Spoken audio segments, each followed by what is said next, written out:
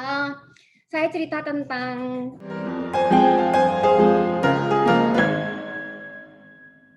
di kantor saya namanya Pin Rumah, kantor agen properti hybrid. Jadi kita base juga dan kita jual beli juga yang konvensional. Dari sejak bulan Mei 2020, jadi kan saat pandemi itu kan Maret ya. Sejak bulan Mei itu sudah kembali, dulunya awalnya bisa transaksi sekitar 20 per bulan. Waktu bulan Mei balik ke 5 transaksinya, terus sampai sekarang. Antara 5 sampai 9 transaksi. Penurunannya sekitar separuh lah ya. Tapi tetap masih jualan ya. Setelah saya pelajari, kenapa sih kita masih tetap jualan gitu ya? Ada beberapa yang saya mau bagiin supaya tetap bisa jual, supaya bisa mengatasi yang namanya kesulitan penjualan segala macam. Yang pertama itu saya nggak perlu keluarin ini ya, apa namanya, slide. Saya nggak siapin slide, tapi saya hanya catat. Nah, nanti Bapak Ibu silakan catat ya. Yang pertama, kasih added value. Apa saya ketik aja ya? Kasih added value sesuai sama marketnya. Misalnya itu rumahnya itu rumah milenial yang harga 900 juta atau harga 1 M, atau rumah tinggal, misalnya jualan rumah tinggal, itu berarti added value-nya ada. Sekarang lagi musim work from home, WFH. Berarti rumahnya itu ada spot untuk WFH. Jadi setiap kali bawa klien mesti ditunjukin spot untuk WFH. Itu salah satu value. Kalau dia bentuk tanah kosong, berarti added value-nya adalah, sorry, ini suara saya mantul-mantul. Suara saya kayak mantul-mantul. Ya, agak mantul dikit. Jadi added value. Kalau misalnya itu jualan tanah, added value-nya apa gitu. Jadi tanah itu agak paling susah dijual karena dia yang beli karakternya adalah investor kebanyakan. Jadi lebih sulit untuk dijual. Added value tanah itu sekarang bentuknya gini. Jadi jual tanah sudah ada planningnya, mau dibikin apa. Misalnya mau dibikin perumahan gitu ya, sudah digambar di peta-peta, jadi berapa rumah, jadi berapa kafling gitu kan.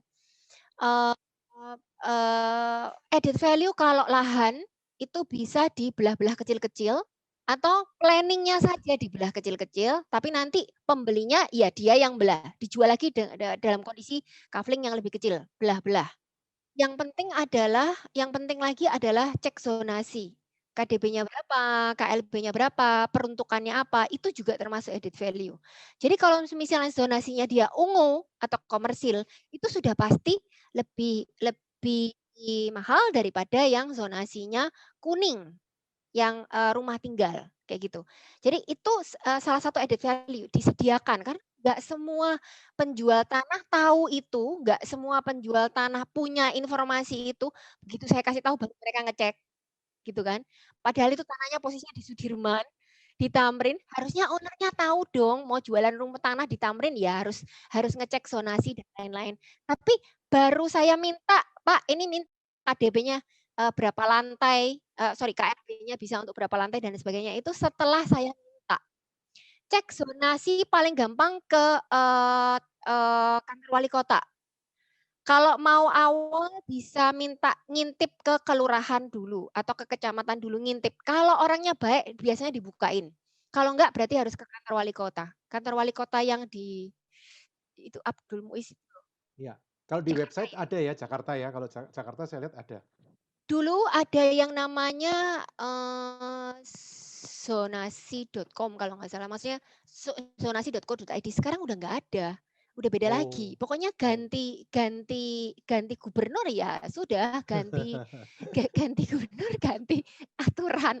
Namanya pun dulu WKT. Paling benar ini ya, ke wali kota paling benar ya, ke tata kota udah pasti ada ya. Ya, ke wali kota. Yaitu added value. Penting nomor 1 added value. Yang namanya added value nggak selalu harus sesuatu yang wah, asal kompetitor nggak punya gitu. Kompetitor lain nggak punya. Misalnya sama-sama tanah kosong, yang lain nggak tahu zonasi, nggak tahu KDB KLB, cuman kita doang yang tahu zonasi dan KDB KLB, itu sudah nilai tambah. Jadi nggak harus seru-seru banget yang wah-wah gitu, enggak ya. Informasi aja udah cukup. Yang nomor 2, dibedakin, diterangin, jangan gelap. Ya, dikasih lampu. Jadi pas showing itu diterangin. Yang saya bilang dibedakin adalah dicat paling gampang supaya terang ya. Pokoknya itu harus terang, jangan gelap. Orang tuh kalau masuk rumah atau masuk ruko suram-suram gitu udah ngedrop duluan. Yang penting itu terang, itu aja intinya. Jadi lampu penting banget. Hanya sebatas lampu ya. Waktu showing nyalain lampu. Lalu kalau rumah apalagi rumahnya itu rumah yang targetnya milenial, lampunya sebaiknya dikasih lampu kuning. Lampu kuning yang terang tapi lampunya kuning. Itu lebih cozy orang bilang. Ya, orang milenial suka. Anak-anak saya semua sukanya lampu kuning. Mau diganti lampu putih biar terang? Enggak, maunya yang lampu kuning tapi terang. Ya. Dan lampu kuning itu menurut saya hanya simple lampu kuning, tapi begitu dipasang suasananya langsung berubah. Langsung. Simple, cuman sebatas lampu. Ya.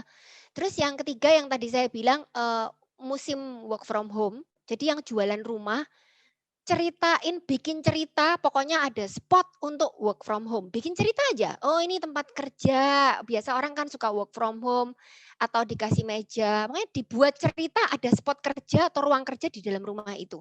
Kan jarang ya, rumah ada ruang kerja jarang. Biasanya kebanyakan ruang tidur, kamar tidur. Nah, ini kita buat cerita, ini loh ruang kerja. Kan sekarang musimnya work from home. Ya, kayak gitu. Lalu waktu ini saya ngomongin fisik dulu ya secara bangunan. Pastiin airnya nyala waktu bawa klien ke sana, bawa orang ke sana, pembeli, nyalain lampunya, tunjukin ini loh airnya lancar. Ceritain apakah ini sumur atau PDAM. Kebanyakan orang jualan atau agent jualan nggak pernah nyalain air sampai si bayarnya bukain air. Bayarnya buka sendiri. Jadi kalau saya selalu tunjukin, ini loh airnya bagus ya. Ini padahal air sumur nih. Ya kan, air sumur. Kalau air sumurnya jelek dia pasang filter paling gampang, ya. Air penting. Ya. Lalu kelima, nah ini mulai secara jualannya ya. Pasang spanduk tapi jangan ditulis tanpa perantara. Kalau ditulis spanduk tanpa perantara, ya agent takut mau nelpon gitu. Ya ada agent yang berani nelpon. Tapi saran saya justru spanduknya ditulis welcome perantara. Supaya semakin banyak yang mau jual. Yang bantuin jualan semakin banyak gitu loh. Ya, asal ada keistimewaannya lebih banyak orang yang tahu lebih bagus. Ya. Jadi pasang spanduk tulis welcome perantara. Oke, dikomunikasikan. Ngomong-ngomong kenapa sih orang takut kalau pakai perantara? Bukannya perantara itu kan cuman murah tuh, maksudnya cuman 2%, 3%. Orang pikir dengan dia beli ke owner langsung, mereka ngirit 2%. Padahal sebenarnya enggak. Owner ke langsung ke penjual sama langsung ke agent tuh harus sama, enggak bisa enggak. Karena kan 2% itu dikeluarkan dari jatahnya penjual. Jadi enggak boleh kalau ke pembeli langsung harganya beda, terus ke agent harganya beda, enggak boleh. Harus sama. 2% itu benar-benar harus dari kantongnya pemilik. Karena kan dia harus ngeluarin istilahnya mesti ada marketing effort. Iklan lah, spanduk lah, ya kayak gitu. Ya, jadi harus keluar dari sisi penjual. Kalau nggak mau pasang spanduk, biasanya kalau rukonya masih dipakai buat toko, masih ada kos-kosan, kos-kosannya masih operate, kan nggak bisa dipasangin tulisan spanduk dijual kan. Jadi bikin brosur 1 lembar aja, tulis keistimewaannya di situ apa, dan luas tanah, luas bangunan, sebarkan ke 100 rumah sekitar sana. Karena pembeli yang paling hot adalah tetangga yang areanya sekitar sana, entah itu saudaranya tetangga atau apapun, itu paling hot. Jadi pasang spanduk atau sebar brosur. ke 100 sekitar. Ke 100 rumah sekitar. Bikin aja 100 lembar, disebar ke sekitar. Kalau nggak mau pasang spanduk ya. Lalu yang keenam, broadcast ke seluruh agent. Ke agent daerah sana. Jadi misalnya agent spesialis rumah yang mau dijual, misalnya rumah kos yang mau dijual Jelambar, ya di broadcast ke agent yang di daerah Jelambar. Kayak gitu. Yang ketujuh, awalnya search di Google misalnya search Google dulu, habis gitu apapun yang di halaman pertama titip jual. Maksudnya gini. Jadi kalau kita mau jual kos-kosan Jelambar misalnya, kita search dulu dijual rumah kos Jelambar atau dijual rumah kos Jakarta, yang umum ya. Biasa kan yang beli kos itu nggak pernah lihat daerah ya, bener nggak? Selalu bebas kan. Jadi kalau Pak Hargi nyari kos-kosan yang diketik apa di Google? Kos dijual apa? Ini teman-teman kalau misalnya mau cari sesuatu, mau beli rumah kos deh, ngetik di Google apa? Dijual kos murah. Boleh. Search di Google apa? Enggak, kalau kita mau beli ya. Jadi kita memposisikan diri sebagai pembeli. Yang diketik apa? Kos butuh uang. Boleh. Kalau kita mau beli rumah kos, itu yang diketik apa? Kos-kosan dijual. Oke, berarti nggak ada yang nyebutin wilayah kayaknya. Yeah. Nah, apapun itu, kita coba beberapa keyword di search di Google. Nanti kan keluar tuh halaman pertama itu apa aja. Saya sudah coba beberapa kali yang namanya kos-kosan itu kebanyakan di OLX. Yeah. Jadi pasanglah di OLX, pasangnya berbayar. Pasang di website yang tadi sudah search di Google halaman pertama, pasang di website itu. Di website yang pertama kali muncul setelah kita ketik keyword. Mahal nggak sih? Berapaan kira-kira? Kalau rumah 123 itu yang premier listing itu sekitar 800.000. Dia ada di atas sendiri. Per tahun, per bulan? Per 3 bulan. 800 per 3 bulan. 800.000 per 3 bulan. Ya, tapi kos-kosan itu jarang di rumah 123, saya nggak ngeri. Jadi kalau saya as a buyer sebagai pembeli search di Google rumah kos dijual atau rumah kos dijual Jakarta, nggak muncul di rumah 123, yang paling muncul OLX, nggak tahu kenapa. Makanya keyword itu penting. Jadi apapun yang kita mau jual kita ketik dulu. Kalau orang mau nyari itu apa sih keywordnya? Begitu muncul halaman pertamanya apa aja, pasang di semua website itu. Pasang di semua website. Lalu waktu kita search Google, misalnya kos dijual Jakarta atau kos dijual butuh uang atau jual kos di lokasi mana gitu kan. Begitu muncul di halaman pertama, itu ada agent-agentnya yang jualan kan. Agent-agent kan jualan kan ada. Ya. WA-in dia, saya titip jual ya. WA-in, di WA-in agent-agent yang tadi di halaman pertama itu di WA-in, di broadcast. Titip jual dong rumah kos saya bla bla bla. Asal dia muncul di halaman pertama ya. Kalau dia muncul di halaman pertama berarti dia sudah punya effort, apakah dia yang ngeklik banyak secara algoritma Google atau algoritma rumah 123 dia muncul di paling atas atau dia berbayar. Jadi titip aja di agent. Titip di agent yang muncul di halaman pertama. Pasang iklan di semua website di halaman pertama ya, tadi pasang iklan. Lalu nanti kalau waktunya pasang iklan, pasangnya 2 harga. Mahal dan murah. Tahu kan kenapa? Dengan beda foto. Tahu kan kenapa? Kenapa kok masangnya 2 harga? Ada yang tahu? Ketik dong. Ketik. Kenapa harus 2 harga?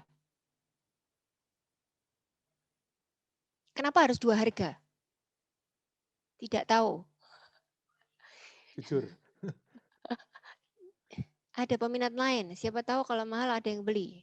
Mungkin dikira dua tempat. Strategi dagang. Ada pembanding, benar. Jadi begitu ada 2, itu kelihatan gitu. Kelihatan yang murah. Dan pasti yang ditelepon yang lebih murah. Walaupun belum tentu murah. Begitu ada 2, kelihatan pembanding, orang pasti telepon. Oh ini lebih murah ya? Kelihatan gitu pembandingnya. Tapi beda foto ya, karena ada banyak website yang punya QC, begitu fotonya sama, Dia nggak mau kalau dia ditolak satu.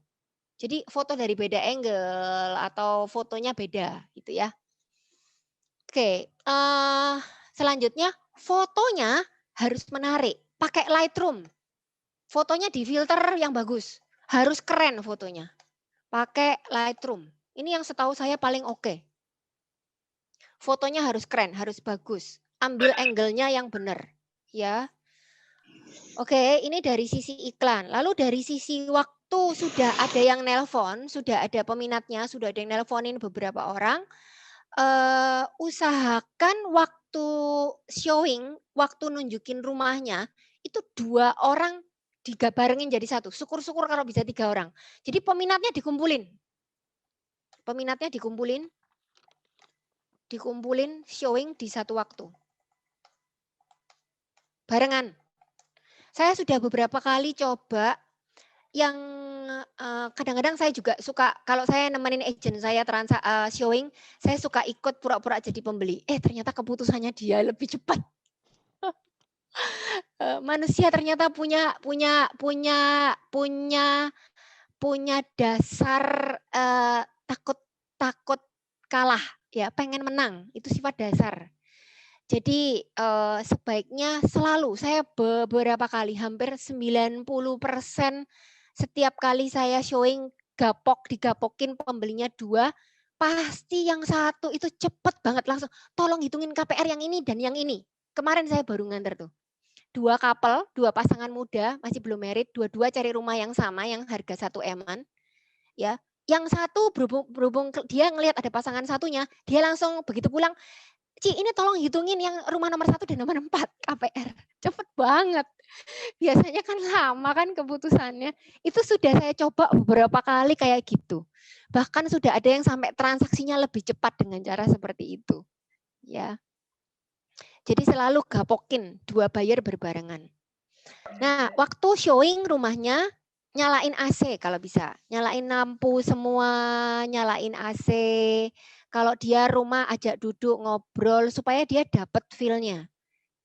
Banyak orang kalau tipenya dia kinestetik, dia harus rasa nyaman. Duduk di rumah itu rasa adem, AC-nya dinyalain. Itu setiap kali lihat rumah kalau ada AC-nya, jarang banget, hampir nggak pernah si owner-nya nyalain AC atau agent-nya nyalain AC. Kalau saya nganter orang lihat rumah dan ada AC-nya, biasanya saya minta ownernya, saya nyalain AC-nya sebentar ya, nanti kalau bayarnya pulang saya matiin. Ya, itu untuk orang yang kinestetik, diajak duduk ngobrol di situ kayak gitu ya. Oke, next, sama buyer, ini penting. Saya selalu bilang sama agent saya semua, sama buyer banyak nanya, harus, nggak bisa nggak. Kalau nggak, kita nggak tahu dia seberapa serius. Itu saya ajarin ke semua agent saya, harus banyak nanya. Pertanyaannya apa? Tinggal di mana? Berapa orang yang nanti di situ? Habis gitu sudah lihat kemana aja? Dari yang dilihat, mana rumah yang paling disuka? Dan kenapa? Saya ketik ya. Jadi sudah lihat kemana aja, dari semua rumah yang sudah pernah dilihat, yang mana rumah yang paling disuka? Mana rumah yang paling suka? Sorry, saya typo. Dari yang dilihat, mana aja rumah yang paling disuka dan kenapa? Oh, saya suka rumah itu soalnya jalannya lebar. Ya kan? Berarti kita tahu nih rumah kita jalannya lebar apa enggak gitu. Ya. Itu penting. Banyak nanya supaya kita tahu. Itu penting. Jarang banget ada owner biasanya diam aja, agentnya juga diam aja. Biasanya kalau nganter kan, saya selalu harus banyak nanya. Kalau enggak kita enggak tahu, ngeblank. Ya. Lalu yang berikutnya, usahain, jadi gini, waktu orang nganter klien itu biasanya nganter orang yang mau beli, biasanya kita langsung nyelonong masuk ke rumahnya, ya kan? Kalau saya lihat lingkungannya dulu, lingkungan depannya. Sebelum masuk rumah. Karena kenapa? Rumah kalau nggak cocok masih bisa direnov, masih bisa dibedakin. Tapi kalau lingkungan nggak bisa. Rumahnya nggak bisa dipindah ke kayak kura-kura, nggak bisa. Lingkungannya dulu. Kalau si pembelinya sudah suka sama lingkungannya, tapi rumahnya kurang ini, kurang ono, masih bisa dibenerin. Tapi kalau lingkungannya sudah nggak suka, rumahnya pun ya nggak tahu lagi ya. Kalau lingkungannya sudah suka, mungkin rumahnya bisa suka. Tapi kalau lingkungannya sudah nggak suka, rumahnya nggak bisa diapa-apain. Jadi lihat lingkungannya depan dulu, ceritain, oh ini aksesnya banyak, bisa masuk dari sono, bisa masuk dari sini, bisa masuk dari sana. Akses penting. Ceritain akses. Ceritakan akses. Akses pintu tol, dekat sama pintu tol. Aduh nyaman banget ini, begitu keluar pintu tol, cuman jalan nggak sampai 5 menit udah nyampe, bebas macet. Misalnya gitu. Ceritain akses, akses penting. Habis gitu, rumah second atau ruko second atau kos-kosan second itu nggak bisa ada yang cocok 100% seperti yang dimaui sama pembeli, nggak ada. Pembeli itu setiap kali ditunjukin rumah A kurang ini, rumah B kurang ini, rumah C kurang ini, rumah D kurang ini, selalu banyak ceritanya. Jadi saya selalu bilang, Bu, kalau rumah second, Ibu mau cari yang 100% kayak Ibu mau, harganya murah, jalannya 2 mobil, harganya di bawah 1 miliar, di Jakarta nggak ada. Jadi 100% yang kita mau nggak ada. Jadi nomor 1 lingkungannya dulu, cocok apa enggak Bu? Kalau Ibu lingkungannya udah cocok, rumahnya bisa dibenerin atau bisa bangun. Bangun mulai dari nol ceritanya. Karena nggak ada barang second yang bisa persis 100%, nggak ada. Iya. Hampir bisa dibilang nggak ada. Yang penting lingkungannya dulu, ya. Oke, itu dari sisi dari waktu showing segala macam. Nah, waktu nego, ini penting. Nego. Ini banyak transaksi yang terhambat gara-gara harga nggak ketemu. Penjual maunya paling mahal, pembeli maunya paling murah. Nggak pernah ketemu 2 titik ini. Sangat susah untuk ketemu. Nah, kalau nego, ngomongin angka, susah ketemunya. Egonya keluar. Kalau waktunya nego, ngomongin angka, saya mau 1,2, saya maunya 1 M. Kalau sudah ego, ngomongin angka itu ego terus keluar. Jadi biasanya kalau saya nengai transaksi, biasanya saya nggak pernah ngomong masalah angka. Ngomongnya ngalor ngidul, ngomong yang lain. Cari kesamaan. Jadi waktu nego, cari kesamaan. Jangan ngomongin angka. Karena begitu ngomongin angka, langsung egonya keluar semua. Ya, saya itu beberapa kali transaksi selisih berapa ratus juta.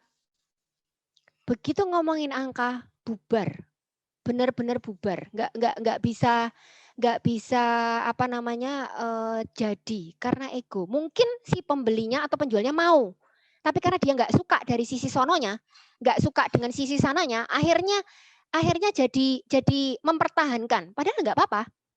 Saya beberapa kali itu si pembelinya bilang, saya pokoknya kalau nggak 2 M saya nggak mau ketemuan sama pemilik. Pembelinya ngomong kayak gitu. Begitu sudah ketemu, sama-sama suka barang antik, nggak nawar sama sekali, 2,5 dikasih. 2,5 dibeli maksudnya. Tanpa nawar loh. Penjualnya buka 2,5, nggak goyang sama sekali, pembelinya mau beli. Hanya cuman gara-gara sama suka barang antik. Ya, jadi kalau nego udah nggak bisa ngomongin masalah angka. Harus cari kesamaan, ngomongin yang lain. Lalu yang berikutnya, permudah buyer untuk ngambil keputusan dengan UTJ kecil. UTJ-nya jangan gede-gede. Uang tanda jadi. Istilahnya iket dulu. Pak, kalau Bapak ini oke, Bapak kasih UTJ aja dulu kecil gitu. Saya itu biasanya walaupun harganya belum ketemu. Harganya belum ketemu ya, masih selisih misalnya masih selisih 300 juta. Selisih 300 juta. Saya biasa suka ngomong sama pembeli gini, Pak, Bapak tambahin 150 juta aja, kan sisi 300 kan dibelas mangka kan 150. Saya bilang, Pak, tambahin 150 juta, Bapak kasih udah jadi 50 juta saya, ya. Jadi usahakan UTJ-nya kecil, jangan besar-besar. Kalau UTJ besar itu nanti berpotensi ribut banyak. Hilanglah, lalu nggak cocok urusan klausul PPJB, klausulnya tentang KPR, KPR-nya nggak disetujui, klausulnya banyak banyak bahasa-bahasa apa namanya bersayap. Akhirnya berantem cuman gara-gara uang 50 juta, 100 juta. Itu saya sering banget di kantor saya tuh case yang kayak gitu banyak. Saya pernah case 500 juta, jadi saya kasih DP-nya karena saya lihat toko golf. Saya pikir orangnya nggak mungkin lari kan. Saya kasih cek 500 juta untuk DP. Ternyata keluarga istrinya masih di rumah itu, istri kedua kalau nggak salah, beli dari mertuanya, kasus istri 1, istri 2 gitu loh. Jadinya akhirnya rumahnya itu istrinya nggak mau keluar, sedangkan saya sudah nyebur duit 500 juta dan penjualnya nggak bisa ngembaliin ke saya, padahal dia toko golf. Hati-hati. DP besar, UTJ, DP besar itu selalu masalah. Ada aja macam-macam. Saya jadinya ngurusin orang berantem cuman gara-gara DP 50 juta, paling kesel. Jadi UTJ-nya kecil aja, supaya orangnya ngambil keputusan lebih cepat. Ya pembelinya. Dipermudah, UTJ-nya kecil. Lalu trik nego, kasih 2 pilihan. Mau diskon atau enggak diskon tapi cara bayarnya lunak. Cara bayar lunak. Misalnya, dicicil 10 kali, oke nggak sih? Tolong diketik dong. Kalau misalnya harganya nggak dinego, tapi dicicil 10 kali, oke nggak? Diketik dong. Diketik, oke nggak?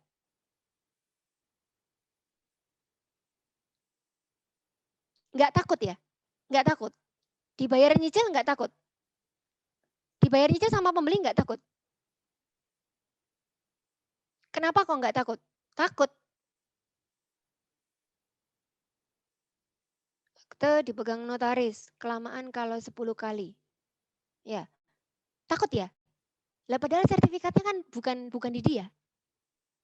Masih di kita. Ngerinya kenapa? Pak Eka di-unmute aja. Kenapa Pak Eka Satria? Kenapa kok ngeri? Kita diskusi ya. Takut dijual lagi. Apanya yang dijual lah, orang sertifikatnya masih di kita kok, kan belum lunas. Sertifikatnya kan di notaris kita. Yang takut kalau yang beli kalau dicicil. Yang beli kalau dicicil. Yang beli kalau beli posisinya. Ini kita ngomong jual ya. Kita ngomong tips dan trik jual ya. Kalau beli beda lagi. Banyak penipuan. Penipuannya apa dulu? Selama sertifikatnya ada di notaris, ya aman. Dia nggak lunas, nyicil 10 kali dia nggak lunas, sertifikatnya kan masih di notaris kita. Yang penting gini loh, yang penting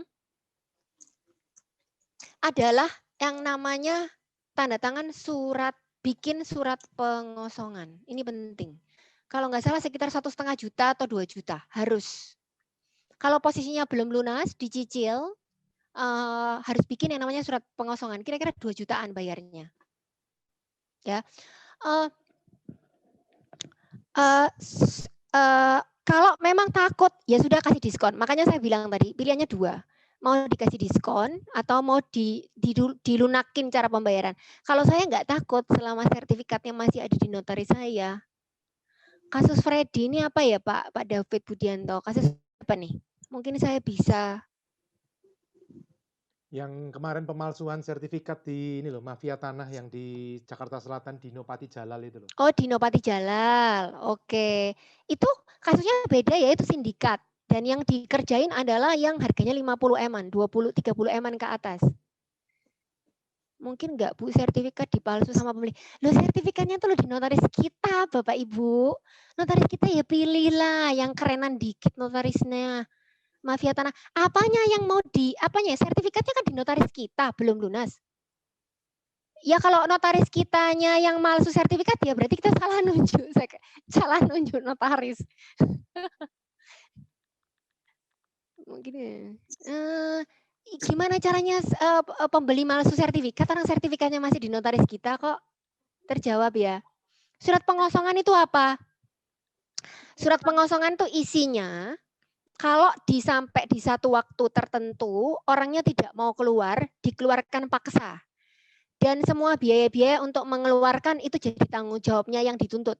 Itu namanya surat pengosongan. Bilang aja sama notaris surat pengosongan, mereka tahu semua. Surat pengosongan ini umum. Surat pengosongan ini umum buat transaksi rumah yang belum lunas, atau kalau enggak sertifikatnya masih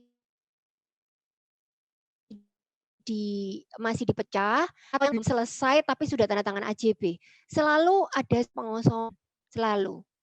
Misalnya gini, sudah akad hari ini, sudah AJB hari ini, tapi surat rumahnya, kuncinya masih diserah terimakan bulan depan, misalnya kayak gitu. Nah, itu harus dibuatin pengosongan. Bayar 1,5 juta sampai 2 juta.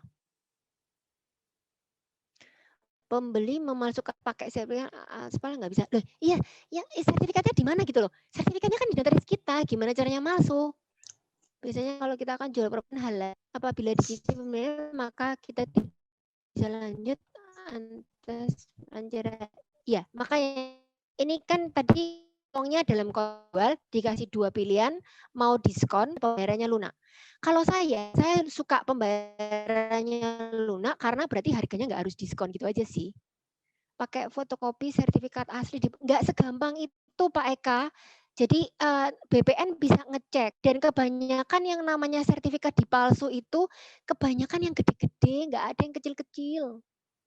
Kalau mau jual di masa pandemi, saya harus ngomong dengan berat hati, saya harus ngomong urusannya sama harga. Harga itu krusial di masa pandemi. Jadi mau nggak mau memang harganya harus murah. Mau nggak mau. Karena saingannya itu sama barang-barang lelang. Barang lelang tuh gila, 50%, 60%. Ya. Jadi ya memang harus siap. Jadi setelah kita ngiklan nih, nah harga ngiklan, kita lihat 1 minggu, ada yang nelpon nggak? 1 minggu, 2 minggu. Begitu nggak nelpon, turunin 2M ke 1,9. 1-2 minggu masih belum ada yang turunin ke 1,8 atau 1,7. Saya sudah buktikan beberapa kali, begitu saya turunin harga lah, pasang di, saya perhatiin benar-benar harus ada di halaman pertama. Itu ternyata setiap hari ada yang nelpon saya. Termurah di lapangan, tapi harus termurah di internet. Kalau orang lain jualnya 15M, kita harus jualnya 14, kurang lebih kayak gitu. Ya, jadi harus riset di online. Lalu ini yang penting. Tadi harus termurah di online. Yang penting lagi, temukan end user. Yang beli harus pemakai. Kalau yang beli investor udah pasti deh ditawar ampun. Ya, pakai yang user. Saya itu kenapa di kantor saya transaksi terus karena yang beli semuanya end user. Pasangan muda yang butuh rumah kayak gitu-gitu loh. Kalau rumahnya gedean berarti dia punya anak tadinya 2 jadi 3, butuh rumah yang lebih besar. Selalu end user, dan end user itu nggak susah ya, walaupun pandemi tetap bisa jual. Pokoknya harus nemuin end user, apapun itu. Ya, harganya tadi harus murah. Nah, ini tips yang terakhir. Setelah tadi murah, setelah tadi udah banyak nanya ke penjualnya, setelah udah macam-macam, ya, ini yang paling penting. Harus dikomunikasikan ke banyak orang. Jadi kalau bisa, yang tahu itu kira-kira 1 juta orang gitu. Kalau bisa 10 juta orang yang tahu lebih bagus. Tetapi kalau yang tahu cuma 100 orang, ya komunikasikan ke banyak orang. Ini loh, saya punya murah, under value-nya 12, saya jualnya saya barusan transaksi, tetangganya pasaran 12 juta, jualnya 10 juta. Saya komunikasikan seperti itu, padahal yang lain sebenarnya jualnya juga 10 juta kok. Cuman saya tulisnya kayak gitu, pasaran 12 juta, dijualnya 10 juta murah, ya tetap pembelinya ngerti, ditawarnya 9,75 kayak gitu. Tuh tips dari saya. Tips dari saya, semoga membantu. Sekarang saya buka tanya jawab kali Pak Hargi ya. Silakan kalau ada yang mau nanya atau Kalau pertama jika saya yang kita nanya. jual dengan plus furniture itu harganya kita naikkan, kira-kira masalah tidak furniture-nya? Kecuali gini, furniture itu bisa dua. Bisa karena stylenya orang jadi nggak suka, bisa jadi nilai tambah. Nggak tentu. Jadi plus furniture harganya kita naikkan. Ya kalau furniture-nya bagus banget dan sesuai selera boleh. Cari rumah lelang di mana? Di bank dong. Nanti kalau aplikasi saya sudah jadi, cari rumah lelang rumah.com, semuanya, semua dari semua bank ada di jadiin satu. Sekarang cari di bank masing-masing. Paling efektif iklan di OLX 9 semuanya. Kalau rumah Urbanindo udah nggak. Trofit itu kayak agregator, jadi kayaknya nggak bisa dipasang. Rumah.com tergantung. Jadi pokoknya gini loh, kita nggak akan pernah tahu yang paling efektif apa, karena algoritmanya Google bisa berubah. Jadi yang penting adalah waktu kita mau pasang iklan, kita ketik dulu yang kita mau jual apa, sebagai memposisikan diri sebagai pembeli dulu. Jadi misalnya pembeli itu kira-kira nyarinya kata-kata apa, yaitu yang kita ketik di Google, halaman pertamanya ya kita pasang di situ. Jualah saya belum pernah dengar. Bagaimana kalau calon pembeli tanya apa bisa membayar melalui KPR, sedangkan kita tidak menyiapkan cara pembayaran tersebut. Hubungin saya aja, nanti saya bantu KPR-nya.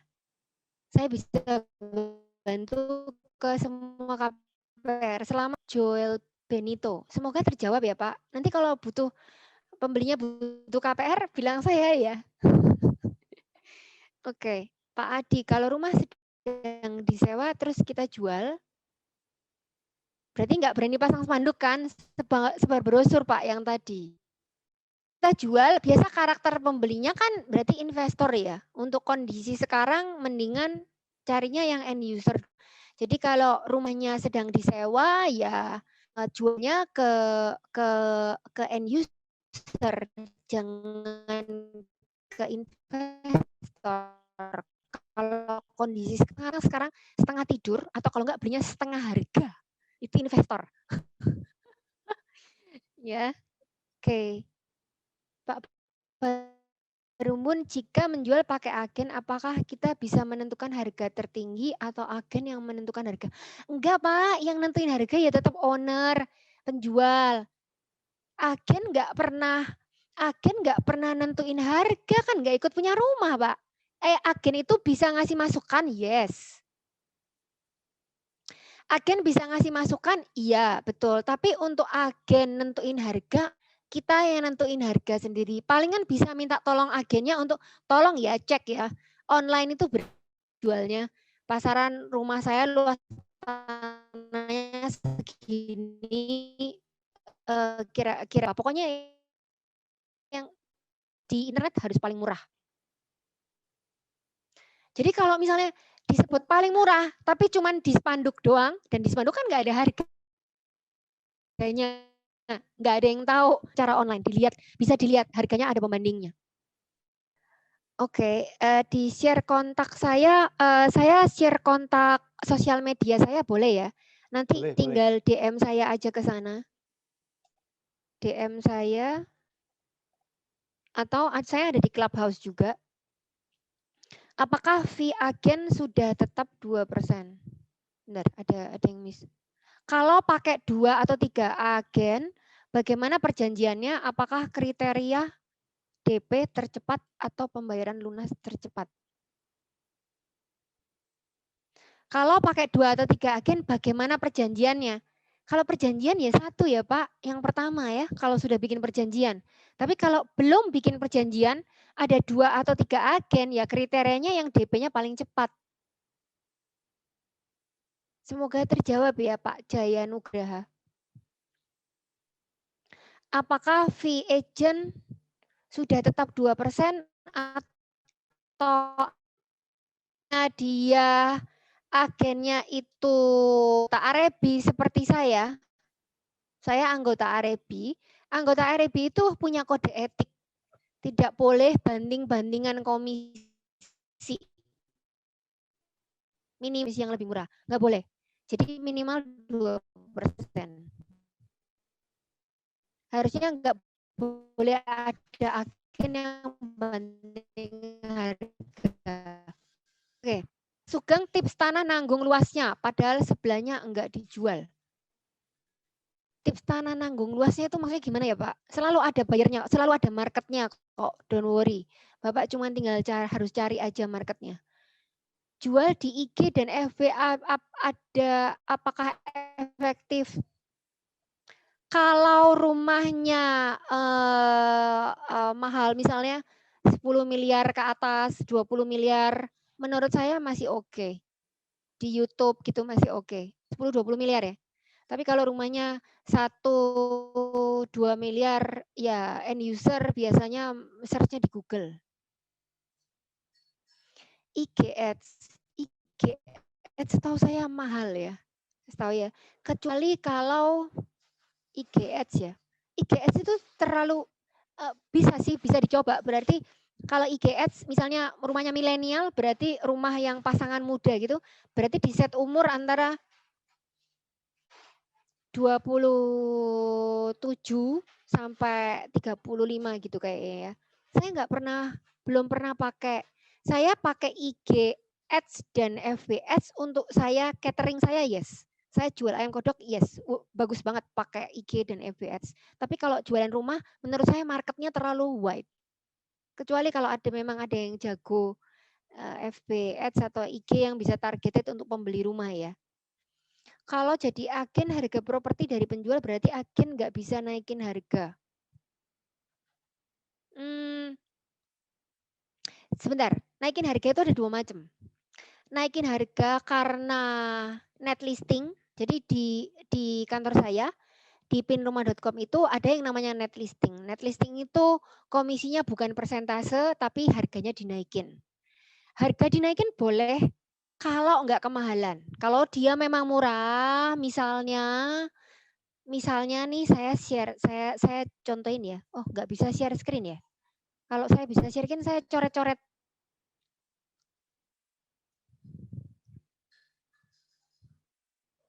Ya.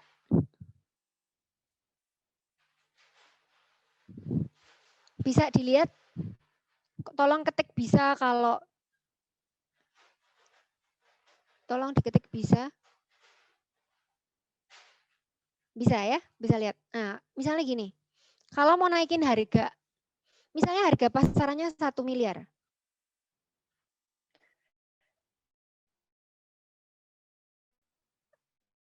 Kalau misalnya mau dilepas di 600 juta misalnya gitu. Kita jual di 700. Masih oke, masih bisa jual. Ups. Saya pakai tangan. Ini kok ada tangan di saya ini. Oke. Ya, jadi kurang lebih gitu ya. Jadi kalau harganya pasarannya 1 miliar, dijual 600 mau dinaikin ke 700 atau mau di flip ke 700 nggak apa-apa. Tapi kalau harganya sudah 1 miliar terus habis itu mau dinaikin ke 1,1, boro-boro ya kejual ya. Tadi jawab properti. Apa jadi Agustara. Menurut saya kalau harganya 600 masih bisa dinaikin 700. Tapi kalau pasarannya 1M terus mau dinaikin 1,1 udah pasti nggak bisa jual. Sudah pasti. Moga-moga terjawab ya, Mauris Agustara.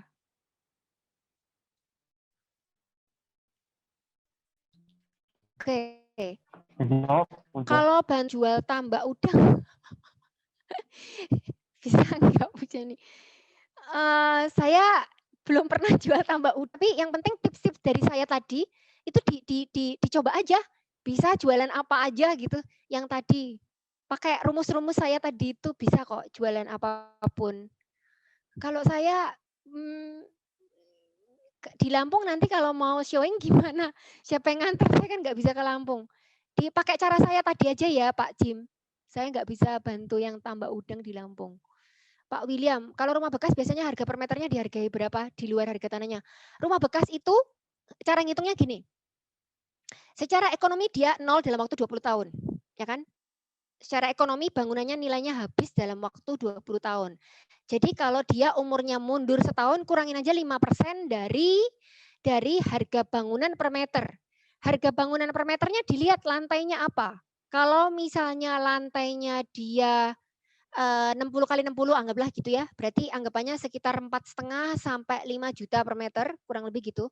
Kalau dia umurnya mundur 1 tahun kurangin 5%. Mundur 2 tahun kurangin 10%. Gitu aja. Pokoknya kurangin 5% per tahun. Semoga menjawab ya Pak. Pak Jimmy, ada agen yang mau membantu penyewaan rumah saya minta 8%. Apakah bisa saya tentukan dulu harga lalu minta agen naikin sendiri aja buat vidya? Ya, dinaikin sendiri. Kalau saya nyewain rumah yang harganya di bawah 100 juta, saya nggak mau 5%. Kasihan agent saya. Ya, jadi kalau misalnya di bawah 100 juta, misalnya harga rumahnya 50 juta, kita pasarinnya di 60. Nego-nego di 55 atau di 58. Saya tulis lagi ya, supaya jelas.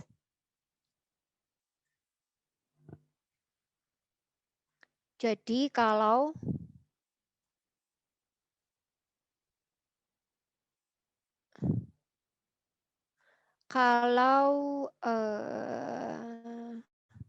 harga rumahnya itu, ini mana sih gambar? Teks. Kalau harga rumahnya 50 juta,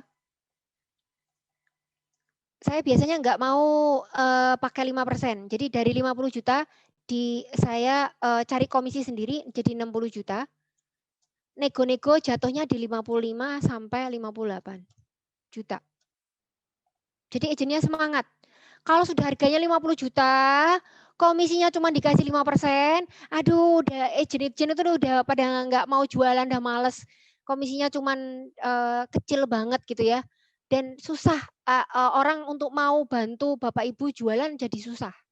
Ya, jarang ada yang mau.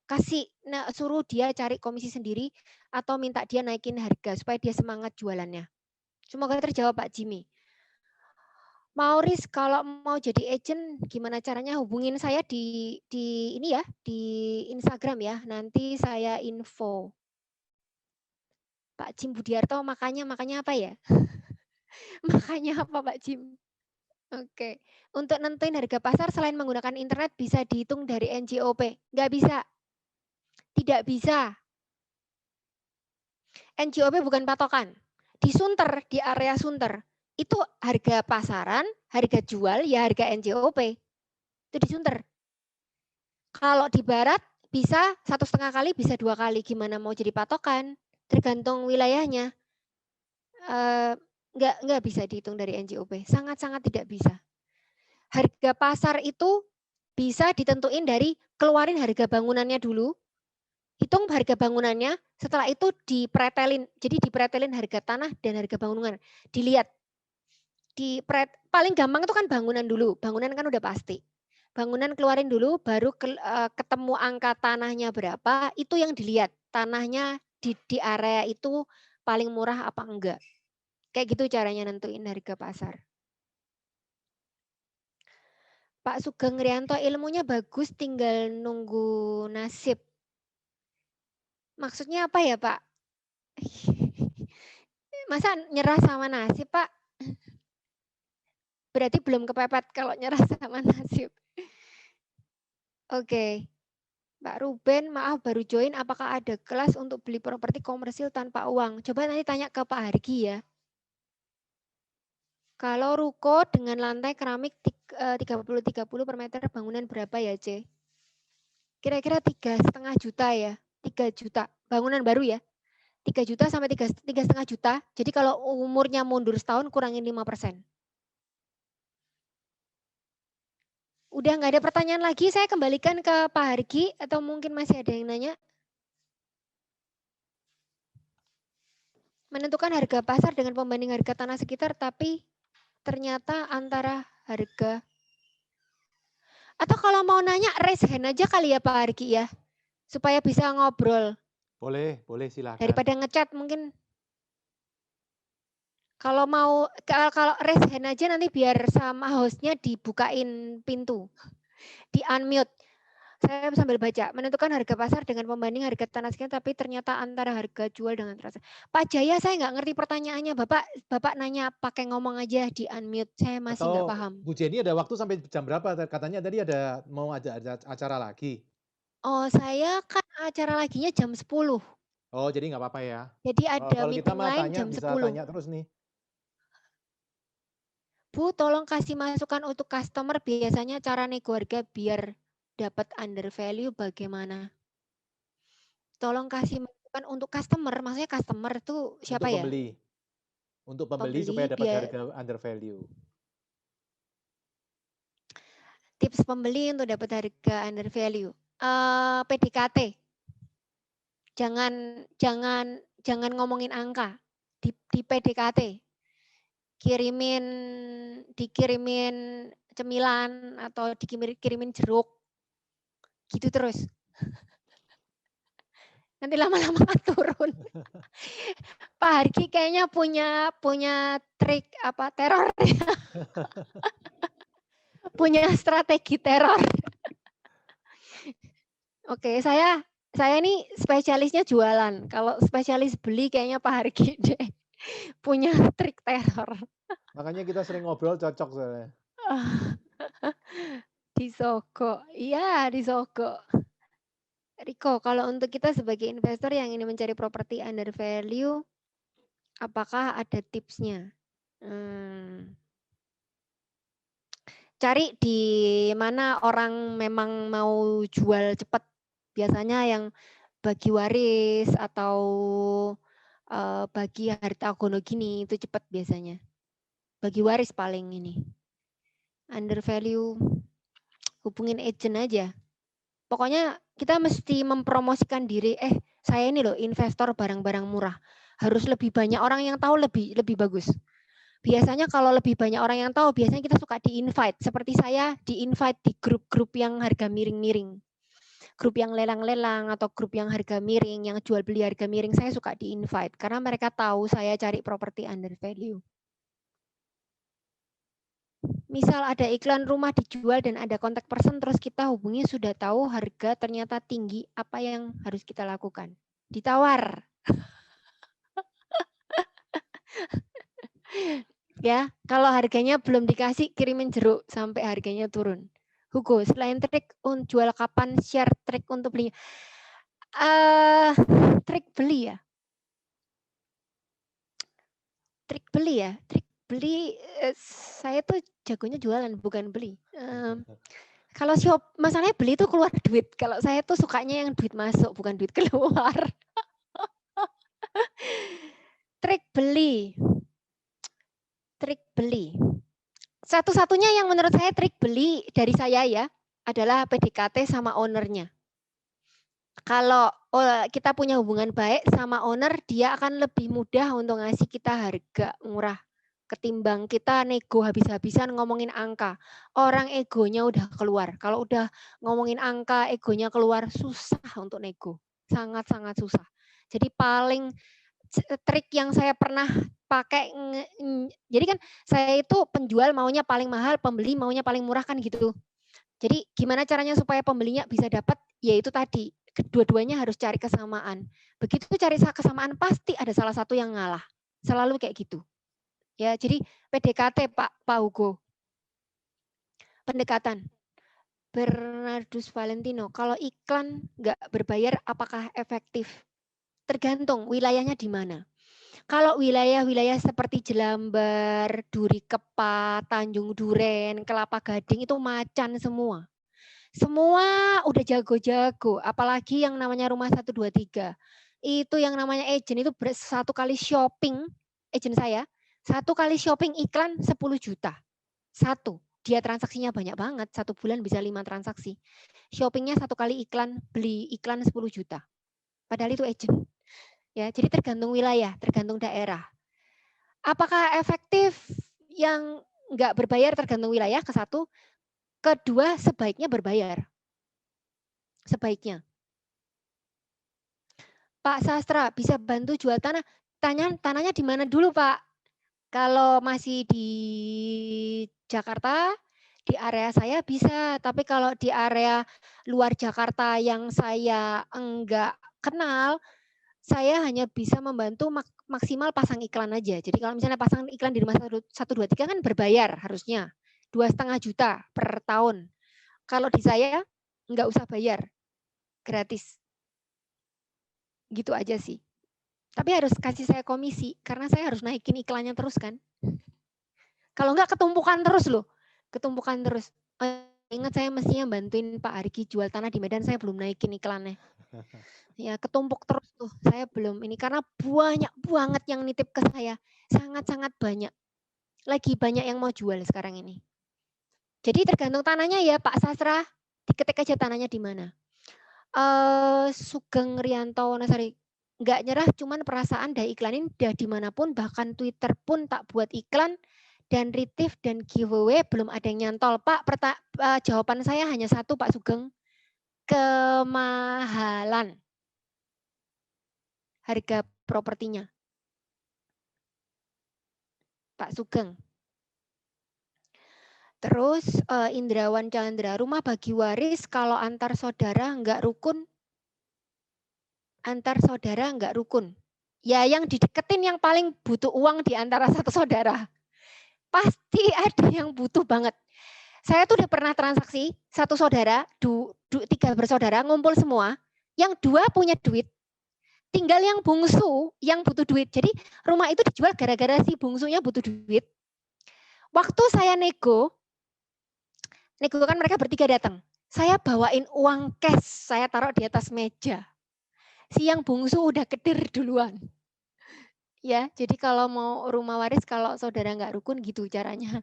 Cari yang paling butuh uang. Kalau mau jual rumah ortu yang sudah meninggal dan ortu tidak ada surat nikah. Ada yang namanya hak, aduh istilah kerennya apa ya? Jadi apa ya istilah, saya lupa istilah legalnya. Jadi itu akan jadi haknya warisnya secara otomatis. Jadi sudah pasti bisa. Tinggal tanyain aja ke notaris ya. Itu sudah ada aturannya secara legal siapa yang jadi resmi warisnya ada. Jadi itu otomatis. Indrawan Chandra, bagaimana apa ya ini Pak ya? Bisa di unmute aja kalau mau nanya, nanti raise hand bisa nanya. Tips beli properti lelang, apalagi kalau masih ditempatin. Indrihana, kalau mau beli rumah lelang, cari yang pemiliknya sudah rela. Jadi kalau misalnya masih ditempati, datengin aja. Kalau pemiliknya sudah rela ngelepas, biasanya nggak pernah ada masalah. Jarang sekali ada masalah.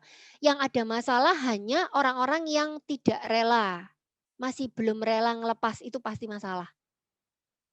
Jadi kalau mau beli rumah lelang, saran saya ketemuin pemiliknya, udah gitu aja.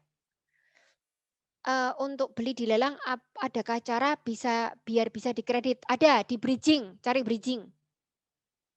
Cari bridging, atau begitu keluar OL-nya dicariin bridging.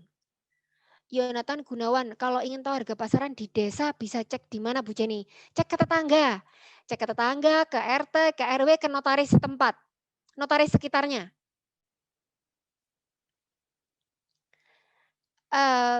Pak Happy, kita diajarin mau beli oleh Pak Pipo Bu, ajarin trik beli. Ya itu tadi, trik beli itu kan nego ya berarti ya. Tips dari saya kalau mau beli, satu pilihannya harus banyak, nggak boleh cuma satu. Kalau pilihannya cuma satu, jadi kayak saya belinya emosi, mahal dikit dimakan. Pilihannya harus banyak dan PDKT ke penjualnya. Kirimin macam-macam sampai harganya mau turun. Ya. Bagaimana caranya pembeli untuk bisa mau menemui penjual? Saya udah sering gini. Kalau transaksi itu penjualnya suka ngomong gitu, suka ngomong gini, pokoknya kalau nggak harga segini saya nggak mau ketemu. Pembelinya juga gitu. Pokoknya kalau nggak harga segini saya nggak mau ketemu. Saya biasanya pakai gini. Besok ketemuan ya sama saya. Dapat temen baru 1 loh Pak. Masa nggak mau? Biasanya mau. Saya gitu kan kanan kiri. Jadi saya bilang kayak gitu ke penjualnya, saya bilang gitu ke pembelinya. Begitu mereka sudah ketemu, biasanya nggak ada masalah. Jadi bilang aja ajak mau ketemuan, Pak saya mau ketemuan mau ngobrol. Kalau dia nggak mau, masa Pak tambah teman baru 1 masa nggak mau? Pasti mau. Jimmy Bu kalau mau beli ruko kan ketemuannya sama agen dan pembeli. Pada umumnya tidak dikasih nomor HP penjual. Ya, bagaimana bisa kasih PDKT? Ya minta ke agennya mau nego dong.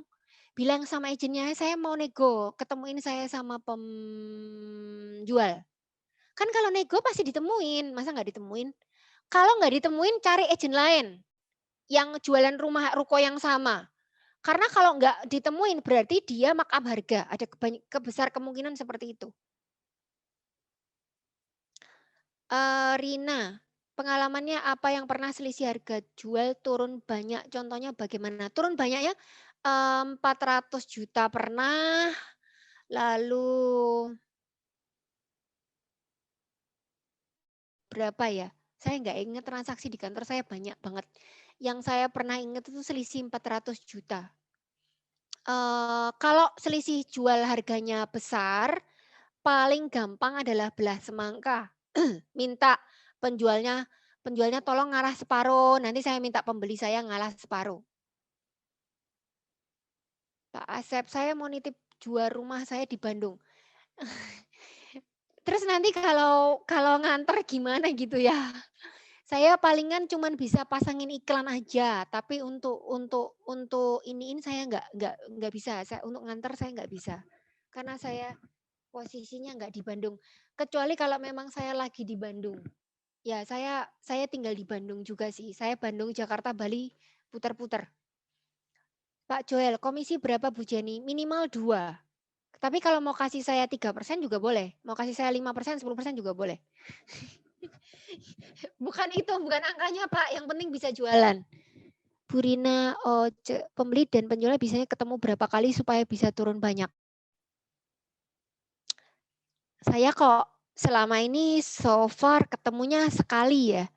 Kalau sudah ketemunya lebih dari sekali biasanya sudah ego.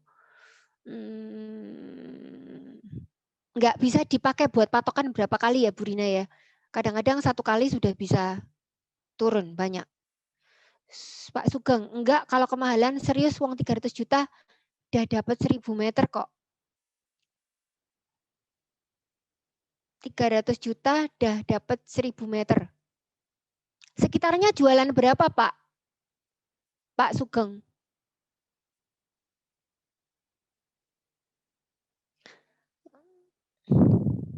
Aduh, banyak banget pertanyaannya. Saya baca agak cepat ya. Sampai di mana tadi? Nggak harus selesai Bu Jenny. Nanti kalau bisa tanya ke Bu Jenny, teman-teman juga langsung yang pengen belajar jadi agent juga bisa langsung ke Bu Jenny juga. Kan ilmunya banyak. Saya aja dari dulu sampai sekarang belajar udah 10 tahun nggak selesai-selesai saya. Ini loh ada pertanyaan. Kalau kemahalan nggak serius uang 300 juta udah dapat 100.000 meter. Pertanyaannya Pak Sugeng bisa di-unmute Pak Sugeng Rianto. Saya mau tahu 300 juta dapat 1000 meter sebenarnya sudah murah, tapi ada sesuatu. Pak Sugeng bisa di-unmute aja, Pak Sugeng. Ya, selamat malam Bu. Malam Pak Sugeng. Ini 300 juta 1000 meter di mana? Di Jogja, dekat pantai malahan. Sudah cek KBB KLB sama pinggir jalan. Lah ya udah diambil Pak Hargi buat Indomaret. Enggak lah, dia di Gunung Kidul prediksi saya ya, betul Pak Sugeng ya? Iya Pak. Daerah mana Pak? Tepus? Sebelah baratnya Pantai Kukup. Oh, Rongkop berarti ya? Tepus ya? Tepus. Kukup, dekat Pantai Kukup Pak. Ya Tepus berarti ya? Tanjung Sari kalau kecamatannya. Iya. Itu Bu Jenny, itu ya. Dari Jogja ke arah Wonosari, itu kira-kira 20-30 kilo, terus dari situ ke arah pantai ke selatan. Jadi tidak mudah sih itu untuk, itu cocoknya mungkin resort, seperti itu mungkin cocok. Jadi itu bukan daerah tempat tinggal gitu. Iya, kayak di Limasan Maksudnya ada kandang. area ini ya, pariwisata atau apa? Iya. Area apa? Target marketnya Mungkin siapa dulu nih Pak? Yang kira-kira bisa di rumah Bapak 1000 meter tuh siapa? Apakah buat rumah tinggal ataukah buat hotel misalnya? Target marketnya siapa Pak? Target marketnya itu harusnya memang orang-orang yang pengen punya kayak villa, kayak ya untuk sekedar istirahat. Karena sebelahnya sudah ada taman bunga Eco Park. Terus sebelahnya lagi sudah ada penginapan, tapi penginapan melati itu loh. Ini ya, satu case kita belajar bareng-bareng ya. Membuka tips dan trik dari saya yang tadi. Kenapa kok nggak bisa kejual? 300 juta 1000 meter. Targetnya adalah yang beli adalah untuk apa tadi Pak? Apa tadi Pak Sugeng? Villa, resort. Villa Iya. resort. Bukan end user ya, bukan untuk tinggal ya. Untuk istirahat. Ya. Iya. Jadi tips yang tadi saya kasih salah satu adalah temukan end user yang benar-benar mau pakai. Kalau ini rumah kedua, ketiga, berarti Bapak harus siap-siap untuk banting harga. Mungkin udah nggak 300 juta lagi, mungkin bahkan 150 juta. Pertanyaan kedua adalah setelah Bapak udah turunin diskon, misalnya ini beneran murah ya. Misalnya 300 juta ini beneran sudah murah, saya nggak tahu, saya belum cek. Kalau 300 juta ini beneran sudah murah, pertanyaan kedua adalah berapa orang yang tahu? Kira-kira menurut Pak Sugeng, berapa orang yang tahu? Yang tahu kalau ini 300 juta 1000 meter. Berapa orang? Yang jelas di sini ada 100 orang kira-kira tahu. 100 orang ada tahu Pak Sugeng jualan tanah. 1.000 lah. Sampai 3.000. 2.000 sampai 3.000. 2.000 sampai 3.000. Coba Pak ditambahin. Sekarang yang tahu harus 20.000 sampai 30.000. Wow. Belum pernah iklan berbayar. Iya, dicoba ya Pak. Jadi kalau yang tahu sekarang 2.000 sampai 3.000, Bapak coba yang tahu 20.000 sampai 30.000. Kalau 20.000, 3.000, 20 sampai 30.000 belum laku, Bapak harus usahakan 2 juta yang ngelihat. 200.000 yang ngelihat atau 2 juta yang ngelihat. Penawaran terakhir 250. Ya sudah kalau selisih 50 ya ketemu di tengah-tengah Pak. 275 selesai terima duit kok repot. Berarti nggak ada masalah ya. Walaupun di pandemi masih bisa dijual ya. 250 ya. Ke 300 dipepet aja pembelinya belas mangka. Selesai. Transaksi kejual. Udah ya Pak, kejual. Ya. Semoga terjawab siap. Pak Sugeng. Rian Ling, Bu Jenny ada perwakilan di Medan. Mau jual ruko gandeng. Pokoknya yang di luar Jakarta saya hanya bisa membantu mengiklankan. Ya, sebatas itu aja. Lebih dari itu saya masih belum bisa karena sebenarnya Pin Rumah itu pengen sih buka di 33 kota. Kalau ada yang mau partneran sama saya, kalau ada investor startup yang mau partneran sama saya, boleh sih buka di 33 kota. Tapi harus pakainya digital. Semoga terjawab ya. Jadi untuk di luar Jakarta saya hanya bisa membantu mengiklankan aja. Maaf, mana tahu ada yang cari tanah di Medan, tepatnya di Komplek DPR Cemara Medan Timur, mohon dibantu ya Bu. Saya nggak bisa nyarikan pembeli di Medan, Kak. Saya itu di Jakarta aja, saya belum tentu bisa nyari. Jadi ya gimana caranya supaya bisa kejual, harus banyak orang yang tahu gitu. Kalau bisa 1 juta orang yang tahu. Nah harus ada 1 juta orang yang tahu bahwa Bapak atau Ibu ini jualan, ada